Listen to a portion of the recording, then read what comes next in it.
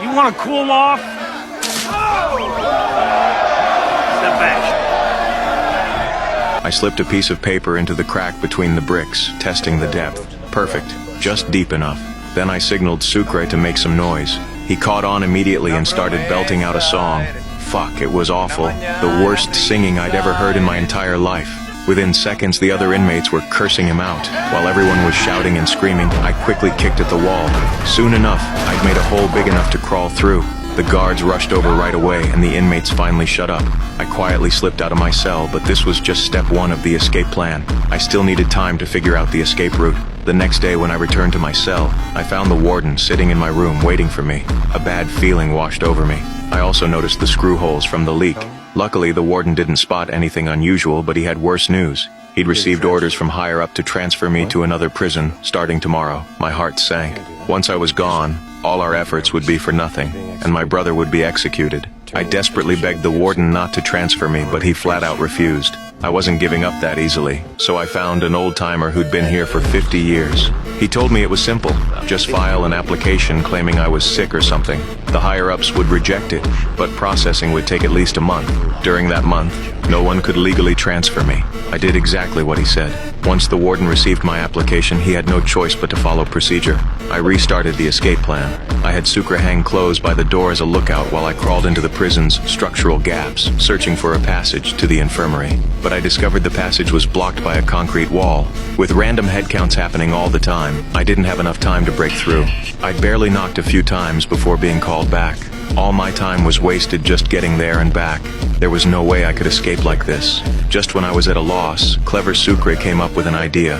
During solitary confinement, the guards would all leave and never did headcounts. That would give us enough time to break through the wall. I got into the prison's internal structure and crawled through the pipes to the AC room where I cut the power lines. In the sweltering summer heat, every inmate felt like they were in a sauna. Led by Teabag, the inmates started rioting, declaring they absolutely wouldn't return to their cells without air conditioning.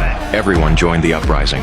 The guards watched the inmates about to explode and announced they'd throw us all in level 1 solitary, then fearfully rushed out.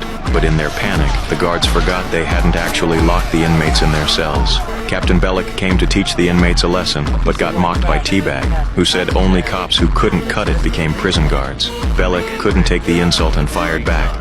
I read your psych records about how your daddy, his mongoloid sister, and then 9 months later, little Teddy pops out. Teabag instantly flew into a rage, leading the inmates and violently shaking the security door. The door started loosening. It looked like it would give way any second. Bellick freaked out and took off with the other guards. Soon the inmates broke through the cell door. Teabag even found a set of keys in the control room, meaning he could release every single inmate in the prison. The freed inmates scattered everywhere looking for exits. Bellick suddenly realized things were spiraling out of control. He grabbed his weapon, ready to charge in and take them down, but his colleague stopped him just in time. How many rounds do you think they're gonna get off before they get their hands on you? Reluctantly, Bellick had to report to his superiors and call for backup. The inmates in the infirmary heard the cell block had been emptied, and their true nature came out. They knocked out the guards first, then went after the female doctor. Seeing this, Sarah was terrified. While the inmates weren't looking, she quickly hid in a room. She barricaded the door with a desk and tried to call for help, but the inmates had already cut the phone lines. Meanwhile, using the prison riot as cover, Sucre and I were working on breaking through the wall. We had to connect the infirmary to the cells to prepare for our escape. But an unexpected accident threw our escape plan into chaos again. Teabag grabbed an unlucky guard wanting to blow off some steam. He beat the guard and threw him into my room, then kicked him again. The guard instinctively grabbed the sink, but accidentally knocked over the already loose fixture. They're breaking out! They're breaking!